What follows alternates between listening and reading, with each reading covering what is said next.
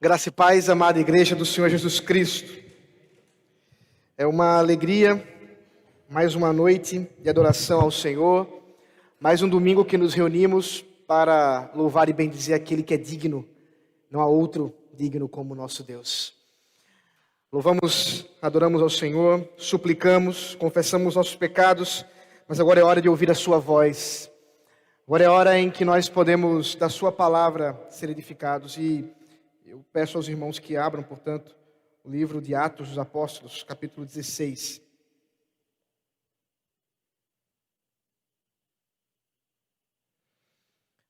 Atos, capítulo 16.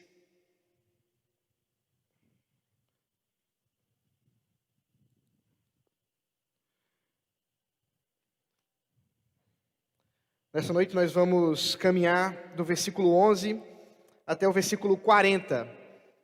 Mas por hora, eu lerei apenas até o versículo 15. Versículo 11 ao 15 e depois, na sequência, iremos lendo conforme a exposição. A palavra do Senhor que nos diz assim: Tendo, pois, navegado de Troade, fomos diretamente para Samotrácia e no dia seguinte a Neápolis. Dali fomos a Filipos, cidade da Macedônia, primeira do distrito e colônia romana. Nesta cidade permanecemos alguns dias.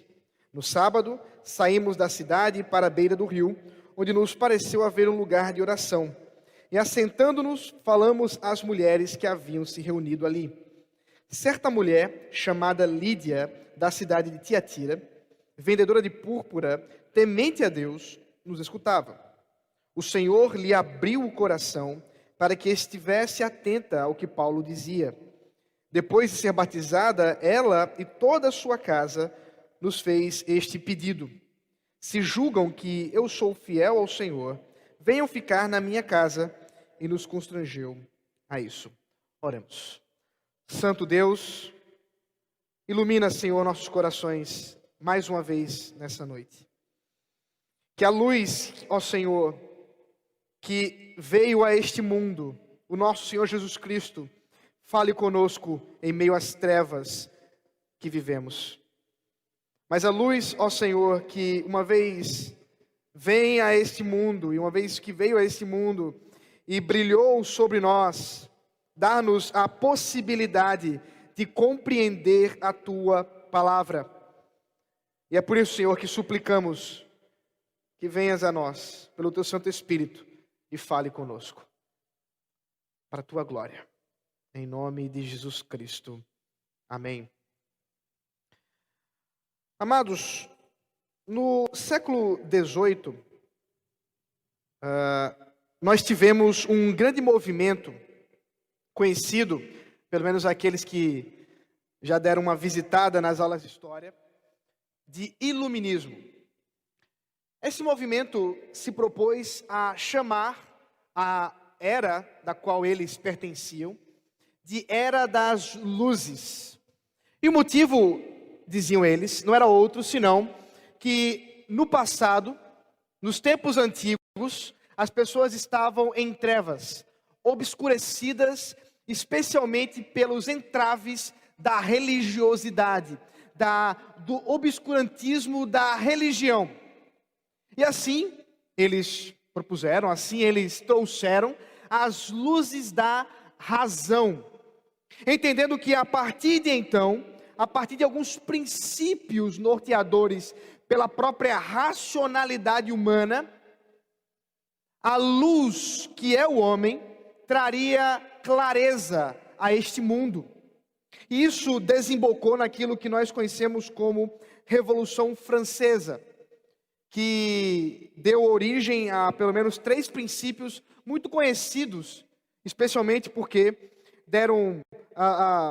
fizeram muita influência em nosso país, especialmente nas revoluções mineiras, e também até mesmo está estampado de uma certa forma na nossa bandeira. Os 3 princípios são igualdade, fraternidade e liberdade. E sobre esses 3 princípios, eles acreditavam, a sociedade estaria no caminho certo. estaria finalmente a ponto de um milagre revolucionário, o milagre da ciência, o milagre da razão. E dentre aqueles que ali estavam e que acreditaram nisso, um deles falou algo que há uma certa disputa sobre quem teria dito isso, que é curioso. Ele disse o seguinte: os homens nunca estarão livres até que o último rei seja estrangulado com as entranhas do último sacerdote.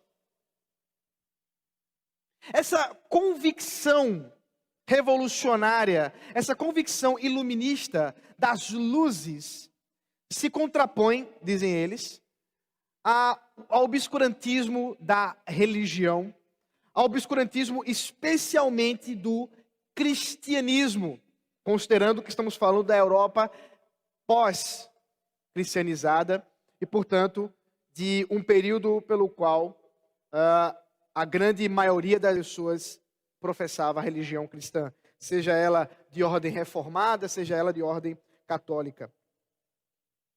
O que é curioso, queridos irmãos, é que todos esses princípios iluministas, com tanta prepotência iluminadora, não trouxe a solução bendita para a nossa sociedade. E sem me deter muito nos aspectos históricos, é só nós olharmos para pelo menos 2 guerras mundiais que se sucederam em decorrência dessas revoluções científicas e da própria situação que nos encontramos hoje, com uma derrocada moral absurda, onde as pessoas abandonaram basicamente os princípios morais cristãos para adotar uma visão de mundo extremamente subjetiva, individualista, consumista e, é claro, idólatra com relação à ciência. E é o que estamos vendo hoje. Vocês devem ouvir isso todos os dias.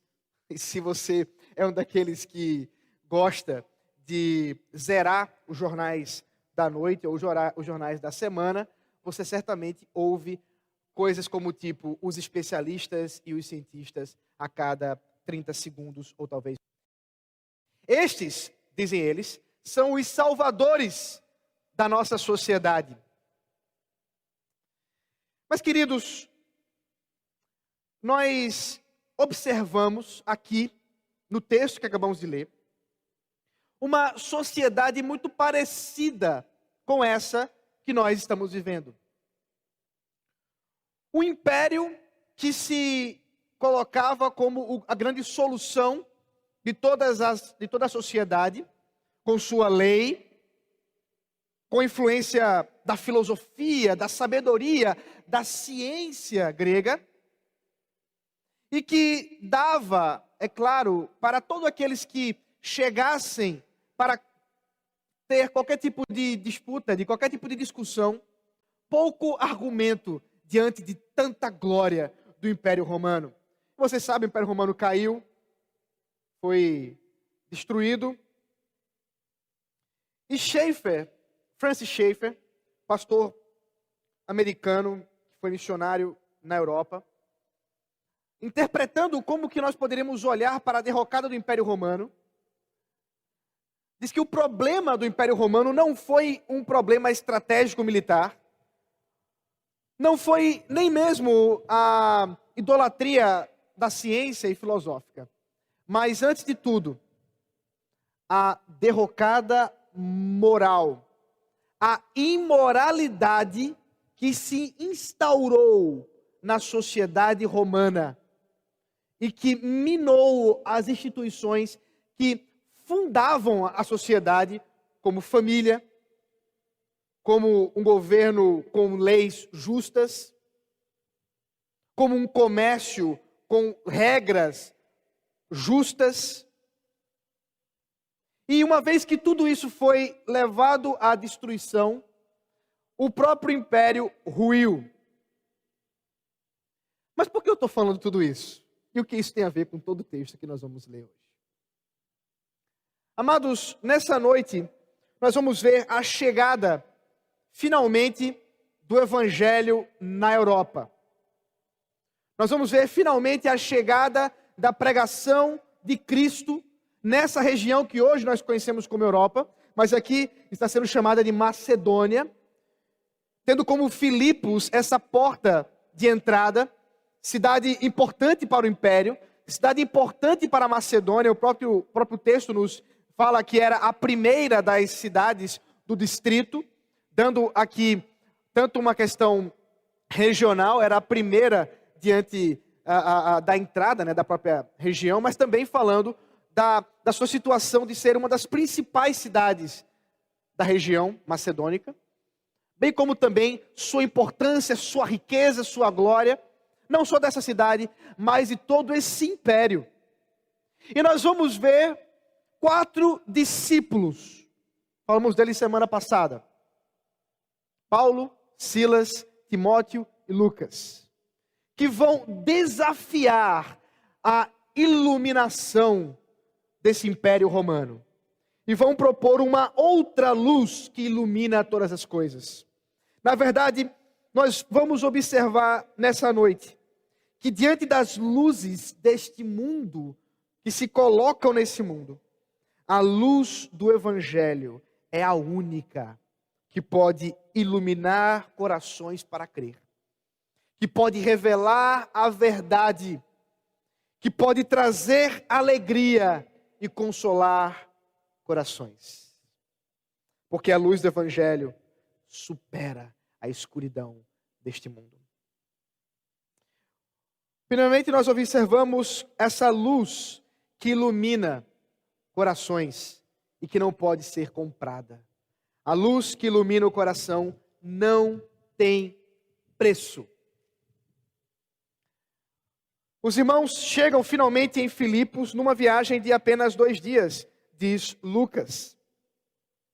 Uma viagem que se esperaria 5 dias, ocorre em apenas 2, não por outro motivo, senão que os ventos os levavam para lá, porque Deus os havia enviado para lá.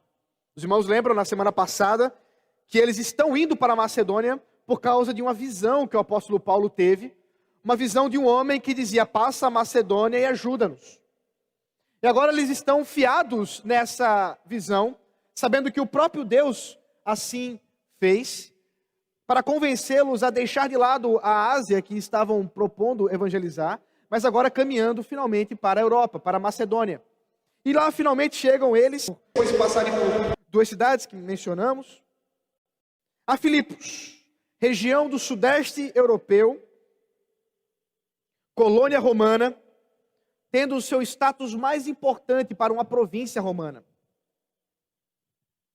E a evangelização se dá da mesma forma que eles faziam nas cidades que já haviam passado e que conheciam, que tinham maior intimidade.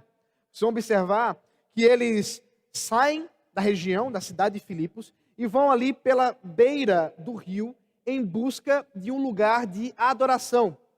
O que Lucas chama aqui de um lugar de oração. O motivo deles olharem para aquilo, e diz o texto, eles olharam e disseram: isso parece ser um lugar de oração.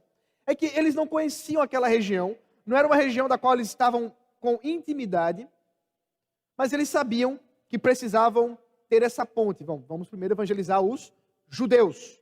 E é para lá que eles encontram uma sinagoga. Possivelmente a expressão lugar de oração diz respeito a uma sinagoga, talvez uma sinagoga pequena, considerando que para cada cidade era necessário apenas 10 homens judeus para formar uma sinagoga. Então é possível que tenhamos aqui uma sinagoga pequena, uma sinagoga não tão importante, não tão imponente, mas com uma alta presença feminina, curiosamente. E dentre as mulheres que são evangelizadas por Paulo e os seus companheiros, está uma que se destaca, Lídia. Lídia é uma mulher de Tiatira, região da Ásia Menor, um lugar de presença maior judaica. Ela também é vendedora de corante, púrpura, que nessa época rendia muito dinheiro. Estamos falando, portanto, de uma mulher muito rica. Uma mulher com condições financeiras e que possivelmente regia e coordenava a sua casa, talvez por ser solteira ou por ser viúva. Porque em nenhum lugar é mencionado o marido para com ela, e a partir do momento que Deus muda o seu coração e ela é convertida, ela leva o evangelho para a sua própria casa e lá também eles são batizados, o que mostra a autoridade por parte dessa mulher. E essa mulher, diz o texto, ela não era judia, ela era uma gentia, temente a Deus, expressão que os irmãos já devem estar familiarizados, a qual eu já mencionei anteriormente, que se refere àqueles gentios que se simpatizam com o judaísmo, que veem o judaísmo, a religião de Israel, como algo interessante e passam, portanto, a participar de alguma maneira dos cultos das sinagogas, ainda que não sejam, de fato, judeus prosélitos. São tementes a Deus, expressão que era usada pelos próprios judeus para se referir a esses gentios. E ela ouvia o que os discípulos estavam falando. O texto nos fala que ela não ouviu apenas uma vez, mas isso aconteceu várias e várias vezes. E ela foi ouvindo, mas algo aconteceu diferente na vida dela. Alguma coisa que ela não poderia comprar com o seu dinheiro foi dado a ela de graça. A luz que ilumina os corações. É isso que nós vamos observar quando o texto nos fala que Deus abriu o coração dela para que ela estivesse atenta. Literalmente o texto quer nos dizer que o seu coração foi aberto com a finalidade que ela pudesse olhar para o que Paulo estava dizendo com confiança. Dando não apenas uma atenção, mas olhando para isso como realmente alguma coisa importante. A ponto do texto nos dizer que por causa disso ela foi batizada. Em outras palavras, estamos falando de que uma vez que o coração dela foi aberto, iluminado pelo poder do Espírito Santo, ela creu e foi batizada. Ela creu naquilo que Paulo dizia. Ela creu na palavra da exposição daquilo que Paulo estava trazendo. Aqui nós vemos essa ação sobrenatural de Deus, agindo antes da resposta do homem em dizer: eu aceito essa mensagem. Eu aceito essa verdade. Mas antes, uma operação sobrenatural do Espírito Santo, fazendo com que ela cresça, mas não só ela, diz o texto, toda a sua casa, toda a sua família creu e foi batizada. Como alguém que foi transformado, como alguém que acaba de conhecer a palavra do Senhor, essa mulher e sua casa passam a pedir aos discípulos que não corram dali, que fiquem, venham para sua casa, e ela hospeda, mostrando inclusive mais uma vez essa questão das posses dela, com condições inclusive de hospedar 4 homens do nada, tinha que ter condições financeiras para isso. E ela traz então esses homens para a sua casa, para que eles pudessem ensiná-los, para que eles pudessem falar da palavra do Senhor. E é interessante ver como Deus age de maneira maravilhosa para plantar essa igreja em Filipos. Essa é a primeira igreja da Europa. Essa é a primeira igreja da Macedônia. Uma igreja na casa de uma irmã. Deus agindo de maneira maravilhosa, conduzindo com que toda a sua família, seus servos, estivessem convertidos, transformados pelo Senhor. Essa irmã, com todas as suas posses, com toda a sua riqueza, recebeu da graça, ou de graça, o que não poderia pagar, o que qualquer dinheiro do mundo jamais poderia ser suficiente à salvação. O texto continua e agora nos fala, a partir do versículo 16, de uma luz que revela a verdade que liberta. Veja comigo a história. Aconteceu que, indo nós para o lugar de oração, veio ao nosso encontro uma jovem possuída de espírito adivinhador, a qual, adivinhando, dava grande lucro aos seus donos. Seguindo a Paulo e a nós, gritava dizendo: estes homens são servos do Deus Altíssimo e anunciam a vocês o caminho da salvação. Isso se repetiu por muitos dias. Então Paulo, já indignado, voltando-se, disse ao Espírito: em nome de Jesus Cristo, eu ordeno que você saia dela. E na mesma hora, o Espírito saiu. Quando os donos da jovem viram que se havia desfeito a esperança do lucro, agarraram Paulo e Silas e os arrastaram para a praça, à presença das autoridades. E, levando-os aos magistrados, disseram: estes homens, sendo judeus, perturbam a nossa cidade, propagando costumes que não podemos aceitar, nem praticar, porque somos romanos. Então a multidão se levantou unida contra eles, e os magistrados, rasgando-lhes as roupas, mandaram açoitá-los com varas.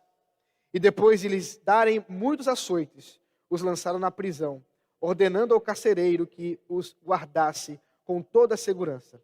Este, recebendo tal ordem, levou-os para o cárcere interior e prendeu os pés deles no tronco.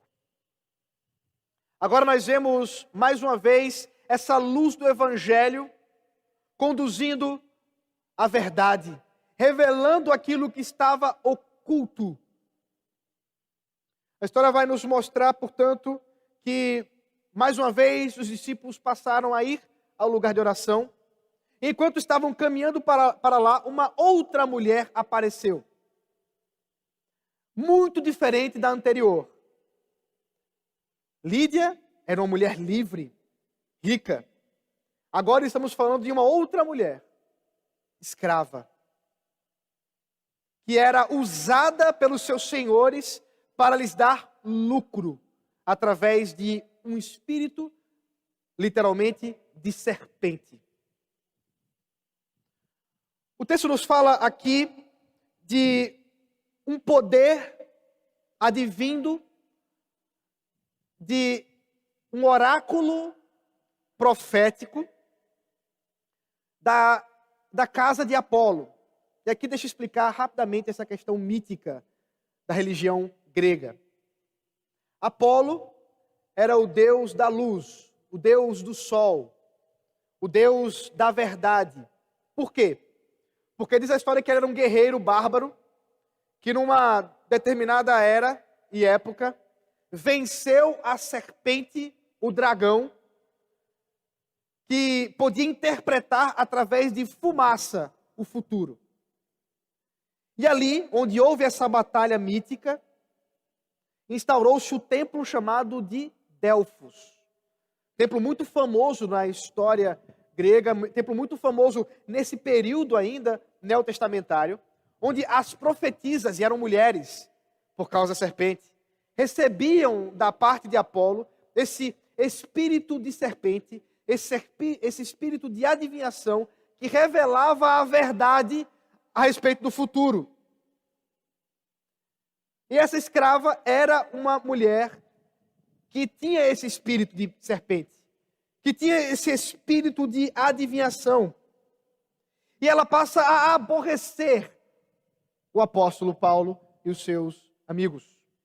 Ela passa a perturbar a paz deles, uma vez que, diz o texto, por muitas vezes ficava a dizer: aí estão os servos do Deus Altíssimo.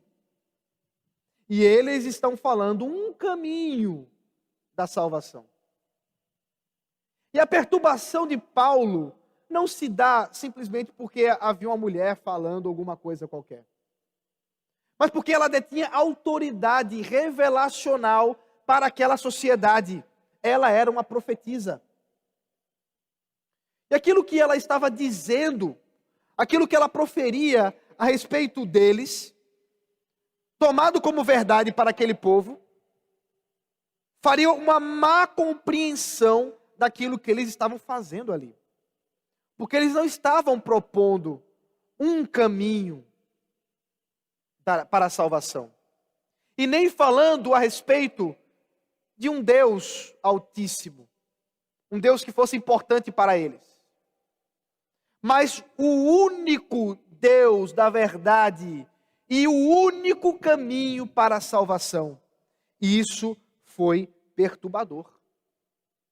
Porque a partir do momento que Paulo percebe o problema, com o poder do Espírito Santo, ele expulsa esse espírito de adivinhação daquela jovem, daquela escrava.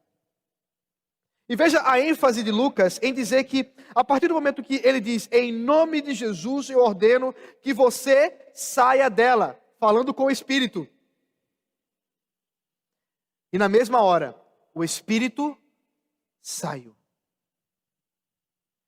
Nós estamos vendo aqui, queridos, uma batalha épica entre os poderes deste mundo, entre as autoridades daquela sociedade, que diz respeito especialmente a toda expectativa de verdade que havia por parte dessa profetisa que adivinhava. Imagino que ela dava lucro, muito dinheiro para os seus donos. E a verdade que liberta. E a verdadeira luz desse mundo. E para quando o evangelho chega, a luz do evangelho não entra em disputa com luzeiros pequenos. Porque ela tudo ofusca. A própria experiência do apóstolo Paulo nos lembra disso. Lembra que Paulo, quando se encontrou com Jesus Cristo, naquele dia de sol alto, ele viu uma luz que lhe cegou em pleno meio-dia, que ofuscou os seus olhos diante do sol mais forte do dia. Queridos, essa luz que ilumina expulsou e libertou essa jovem. Expulsou o espírito e libertou essa jovem.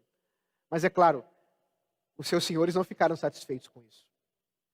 O texto nos fala que, a partir do momento que Paulo ordenou que o espírito saísse, e o espírito saiu, eles viram sair a esperança deles junto com isso.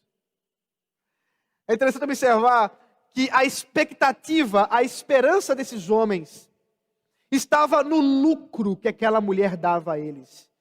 Enquanto eles abusavam dela, enquanto eles se aproveitavam dela.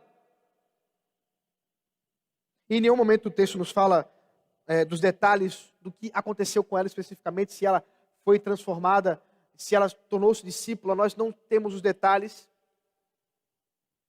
mas sabemos da reação dos seus donos.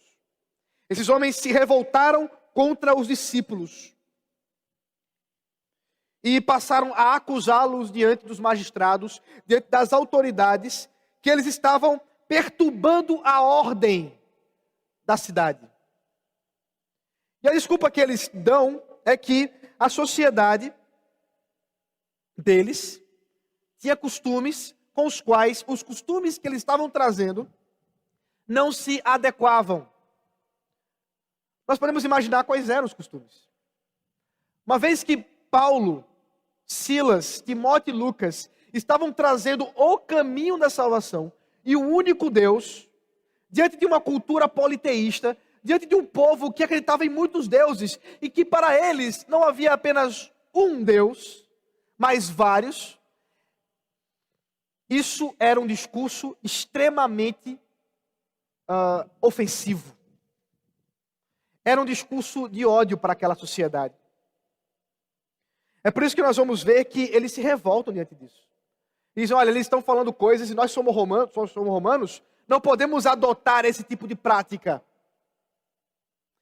Queridos, os romanos se orgulhavam de ter uma cultura extremamente tolerante. Toleravam todos os tipos de religião. Mas aqui está uma intolerável. Porque é exclusivista. Porque propõe o único caminho para a salvação. Porque propõe um único Senhor, o nosso Senhor Jesus Cristo. E é por isso que eles convencem não só as autoridades, mas a multidão, que se revolta contra os discípulos e agora se junta contra eles. As autoridades decidem, portanto, açoitá-los, rasgando-lhes as vestes publicamente, num ato de humilhação pública e também de dor, de tortura. Eles foram açoitados e, por fim, trancafiados, aprisionados com cuidados especiais. Mas não confunda, não é cuidados especiais como muitas vezes acontece com políticos nossos que vão para certos presídios para tomar champanhe e comer queijo, não. Os cuidados especiais aqui é que eles deveriam ir para o interior da prisão, portanto, o lugar de mais difícil acesso, e fossem amarrados seus pés no tronco, o que não só daria desconforto para qualquer um que estivesse ali, mas também impossibilitaria fuga. Essa é a situação que esses homens se encontram. E o carcereiro obedece, os amarra ali com um tronco. Aqui está a luz que brilha e que revela a verdade. Aqui estão os discípulos presos por causa disso. Mas eles não vão ficar assim. Continue comigo a leitura do texto. Versículo 25. Por volta da meia-noite, Paulo e Silas oravam e cantavam louvores a Deus. E os demais companheiros de prisão escutavam. De repente, sobreveio tamanho terremoto que sacudiu os alicerces da prisão. Todas as portas se abriram e as correntes de todos os presos se soltaram. O carcereiro despertou do sono e, vendo as portas abertas da prisão, puxando da espada, ia suicidar-se, pois pensou que os presos tinham fugido. Mas Paulo gritou bem alto: não faça nenhum mal a si mesmo, estamos todos aqui. Então o carcereiro, tendo pedido uma luz, entrou correndo e trêmulo, prostrou-se diante de Paulo e Silas. Depois, trazendo-os para fora, disse: senhores, que devo fazer para que seja salvo? Eles responderam: creia no Senhor Jesus, e você será salvo, você e toda a sua casa. E pregaram a palavra de Deus ao carcereiro e a todos que faziam parte da casa dele.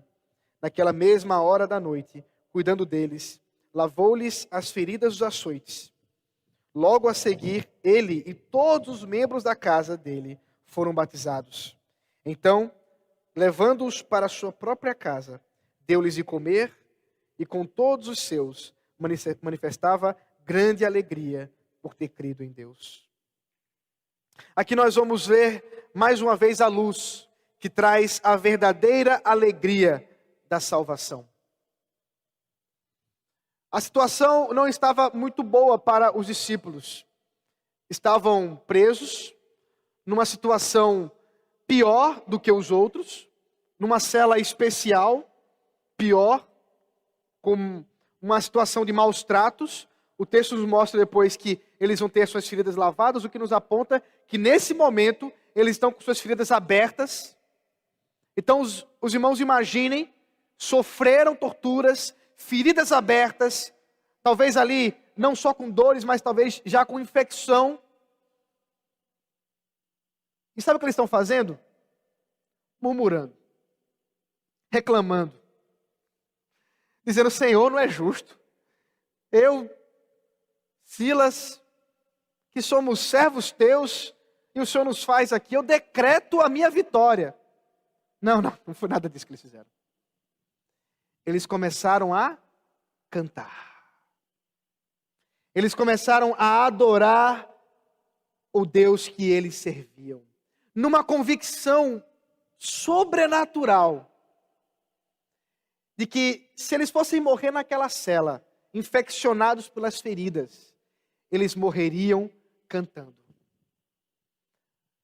Numa convicção dada pelo próprio Espírito Santo do caminho que eles estavam seguindo e o Deus que eles serviam. E enquanto cantavam, os outros prisioneiros ouviam. Eu não sei se eles estavam gostando, não sei se Paulo e Silas eram bem afinados. Mas o ponto é que de repente um terremoto destruiu ali os alicerces ou conturbou os alicerces daquela prisão. fazendo com que todos fossem soltos e libertos. E aqui temos uma curiosidade, porque eu não sei se você já viu prisioneiro ficar na prisão depois que está solto. Por que os prisioneiros teriam ficado ali? E talvez a explicação se dá porque estavam ouvindo Paulo e Silas cantar antes do terremoto. E associaram o poder sobrenatural que causou aquele terremoto com os cânticos que eles estavam cantando. E por isso, sabendo que se tratava de algo para além da explicação que eles poderiam dar, ficaram e obedeceram a Paulo e a Silas. Mas o carcereiro não sabia disso. Estava escuro, nós podemos imaginar que por causa do terremoto as tochas se apagaram, não havia luz, e o carcereiro, ao conseguir observar, talvez com o reflexo da lua, que as portas da prisão estavam abertas, ele estava dormindo, toma a decisão desesperada de acabar com sua vida, porque percebe que não há mais esperança para ele, porque essa seria a sua sentença, uma vez que os prisioneiros fugiram. Mas Paulo grita: não faça mal consigo, nós estamos aqui. E é interessante observar que o carcereiro pede luz. Paulo trará luz, não só para que ele veja que eles estão ali, mas pela pregação do evangelho, aquele homem verá a luz que ele nunca mais verá outra igual. E ali está o carcereiro diante dos prisioneiros e ele se ajoelha diante de Paulo e Silas, reconhecendo que o que se trata daquele momento não é algo natural. Alguma coisa estava acontecendo da qual ele não entendia, mas ele sabia, tem a ver com salvação. O motivo é a pergunta, aquela pergunta mais importante que nós podemos fazer na nossa vida. Ele pergunta para Paulo e Silas: senhores, o que devo fazer para que seja salvo? Era essa a pergunta que precisava ser feita. Era essa a pergunta que eles queriam ouvir. E a resposta é simples: creia no Senhor Jesus e você será salvo. Não só você, mas toda a sua casa. A luz que ilumina os homens, a luz que ilumina os corações, a luz que revela a verdade, também traz salvação.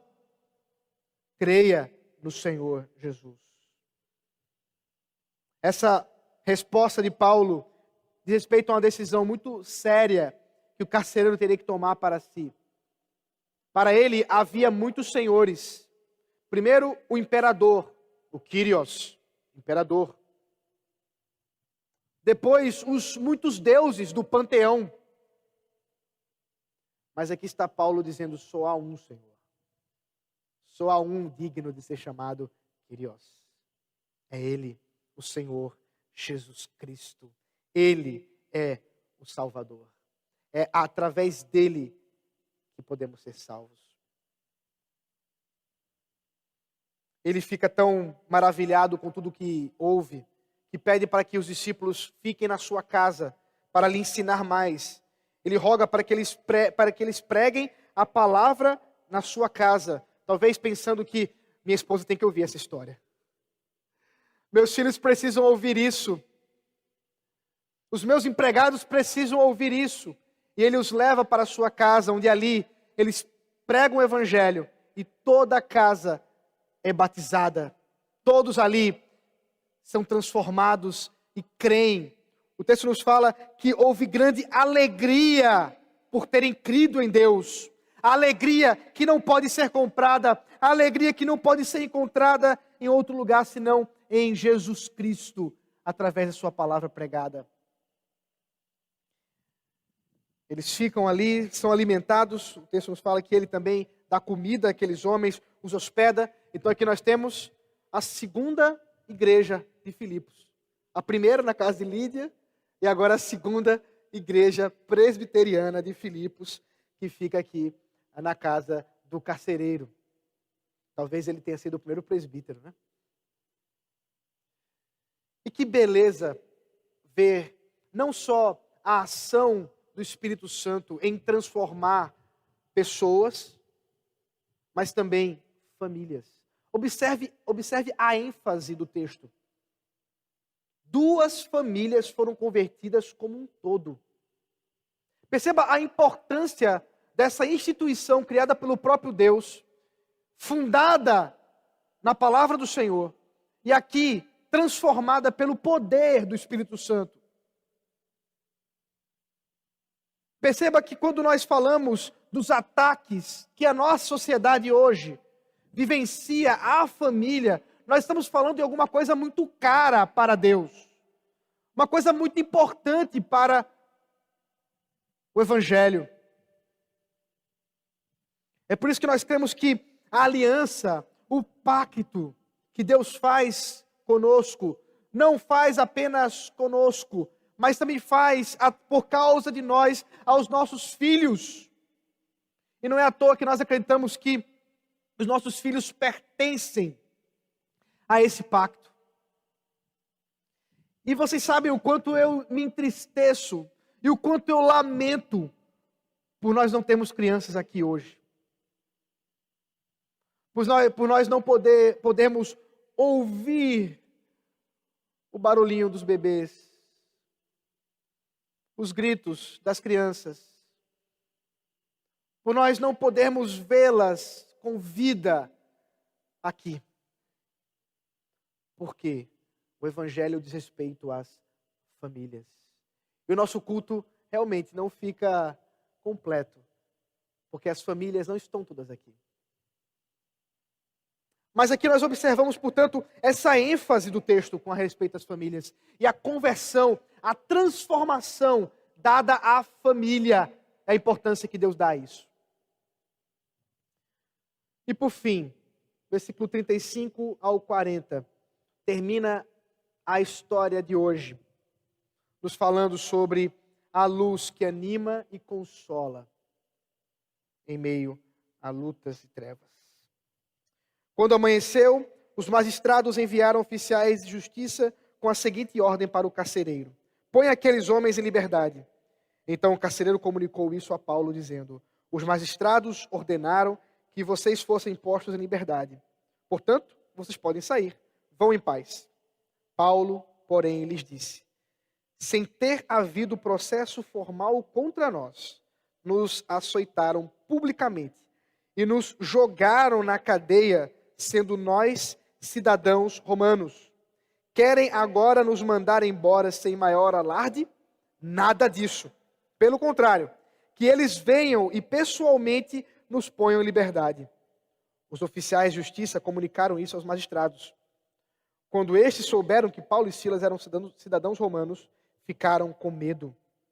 Então foram até eles e lhes pediram desculpas. E relaxando-lhes a prisão, pediram que se retirassem da cidade. Tendo saído da prisão, Paulo e Silas dirigiram-se para a casa de Lídia. E vendo os irmãos, os animaram, depois partiram. Queridos, o final dessa história é muito interessante, porque ela mostra ao apóstolo Paulo que até agora estava muito tranquilo com relação a tudo o que estava acontecendo com ele. Mas agora parece que ele está meio revoltado. Parece que ele resolveu reivindicar os seus direitos. Por que ele estaria fazendo isso? Essas autoridades da cidade, esses homens que governavam a cidade, não se dignam nem mesmo de ir até a prisão, uma vez que foram eles que enviaram Paulo e Silas para lá, para libertá-los. Mandam representantes, oficiais de justiça, como diz aqui o texto. Mas Paulo não aceita que isso aconteça. Paulo não aceita esse tipo de recomendação. Mas por que Paulo resolve revelar que é romano agora, ele e Silas? Por que não tivesse feito antes, em meio àquela turba confusão, e teria inclusive evitado os açoites? A motivação, me parece, irmãos, é a preocupação que esse irmão tem, Paulo, em ao sair da cidade, aqueles que ficaram e foram convertidos serem perseguidos por aqueles mesmos homens que os levaram à prisão. E Paulo, portanto, de maneira muito estratégica, resolve demonstrar que esses homens, essas autoridades, esses magistrados, agora estão na mão de Paulo. Porque se ele os denunciasse, eles seriam cobrados porque quebraram a lei pelo menos umas 3 vezes. Um romano não poderia ser açoitado, um romano não poderia ser preso sem um tribunal público, um juízo, um julgamento público, e muito menos sem serem envergonhados com suas vestes rasgadas publicamente como foram. Os magistrados agiram de forma errada, quebrando a própria lei que diziam guardar e executar. Parece que Paulo está dizendo o seguinte: vocês agora estão nas minhas mãos. Se vocês mexerem com eles, eu vou denunciar vocês. É curiosa essa estratégia de Paulo. Perceba que não há da parte dele nenhum tipo de busca por justiça própria. A preocupação dele única é que os seus irmãos, as igrejas que estão sendo ali plantadas, os irmãos da igreja que está sendo ali plantada, sejam protegidos de qualquer tipo de perseguição mais dura e mais difícil. Essa igreja aqui será uma igreja de alegria para o apóstolo Paulo. Vocês lembram? Nós expusemos aos irmãos durante esse tempo de pandemia a carta aos Filipenses. Carta que o apóstolo Paulo escreve a esses mesmos irmãos, em período agora preso em Roma, dizendo e convocando-os à alegria. A lembrarem-se dessa alegria da salvação, a mais uma vez serem animados diante das lutas dessa vida. E aqui está essa luz do Evangelho, que anima, que conforta, quando a igreja ali na casa de Lídia estava preocupada com aqueles irmãos, talvez pensando, será que sobreviveram essa noite? Eles não sabiam que enquanto a noite ocorria, o Evangelho estava sendo pregado, as cadeias estavam sendo quebradas, e Deus estava sendo glorificado. E ao ouvirem todas essas histórias, puderam glorificar ao Senhor e serem consolados e encorajados a permanecer em Cristo. Amados do Senhor Jesus Cristo, o iluminismo brasileiro que nós vivenciamos, que se propõe a trazer luz à nossa sociedade, tem muito calor e pouca luz, ou quase nenhuma. O que nós vemos é muita destruição, muita algazarra, muita fake news, muitas informações erradas, mas nada disso diz respeito à verdade, à luz. Vivemos num país, numa sociedade extremamente consumista, que consome, que vive de consumo, e se preocupa tanto com o consumo, irmãos, tanto com o consumo, que a preocupação do nosso governador, antes mesmo de estabelecer regras para as igrejas, ou protocolos para as igrejas, foi abrir o comércio, estipulando inclusive o quanto de valor aquisitivo daria-se para a sociedade e o Estado por conta da reabertura de lojas e comércios. A mola propulsora que rege a nossa sociedade envolve dinheiro, envolve uma ciência extremamente secularizada que despreza que um Deus soberano criou todas as coisas, que governa esse mundo. Uma sociedade que se diz tolerante, mas não admite a pregação do Evangelho.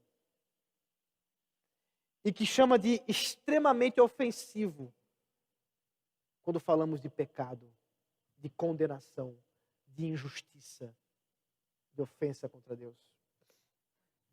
Uma sociedade extremamente relativista, que não acredita na verdade. Mas calma, a luz do Evangelho revela e é contra toda a idolatria de riquezas que vivemos. Porque salvação não pode ser comprada, meu irmão. Não tem nenhum comércio que possa abrir hoje e dar a riqueza que for a qualquer um dos seus donos para que possa comprar salvação. Não vai ser o comércio de púrpura, nem mesmo das grandes empresas multinacionais que nós conhecemos. Porque a graça soberana de Deus é quem ilumina o homem para crer na palavra. E é ela que nos leva a crer no Evangelho. Não há dinheiro que possa comprar isso. Também a luz do Evangelho é contra todo o relativismo, porque nós cremos num Deus e não em vários deuses. Em um único Deus que se revela e que ilumina para a verdade. E diante dele não há outra verdade, só há uma. Ele é a verdade. É a luz do Evangelho também contra todo o desespero. O carcereiro estava a ponto de matar-se. E qualquer um de nós que estejamos vivenciando desesperos quais forem, inclusive a ponto de tentarmos contra a nossa própria vida, somos chamados a ouvir a voz do apóstolo Paulo que diz: não faça mal nenhum. Diferente dele, a resposta é porque eu estou aqui, diz o Senhor. Porque o Senhor está conosco. Não há desesperança, não há desespero, não há a perda total dos nossos projetos, dos nossos planos, porque os planos dele são muito maiores que os nossos. Assim a palavra de Cristo dispersa todas as trevas do coração, meu irmão. E a alegria de podermos ver a salvação, em sabermos que tudo isso se dá, creia e serás salvo. Creia e serás salvo. O chamado nosso hoje é para crer. Crer na palavra da esperança. E sermos animados e encorajados por um Deus que cuida da igreja. Cuidou no passado, cuida hoje. Cuida de nós. E nós não vamos ser vencidos. Porque aquele que venceu na cruz, ele venceu em nosso lugar. E temos redenção. Luz que ilumina todo homem. Luz que brilha e que não pode ser ofuscada. Glória a Deus que nos dá a salvação. Oremos. Santo Deus, maravilhoso Pai, seja bendito eternamente, Senhor, diante de todas as lutas que podemos passar. Ó Senhor, diante das trevas que vivenciamos, o Senhor é a luz que brilha e que se contrapõe a qualquer proposta humana de iluminação. Qualquer proposta humana de verdade, porque Tu és a verdade. Ó Deus, que a Tua verdade brilhe em nós e que possamos proclamar, ó Senhor, a Tua verdade nesse mundo tenebroso de trevas, para a Tua glória, ó Pai. Em nome de Jesus Cristo.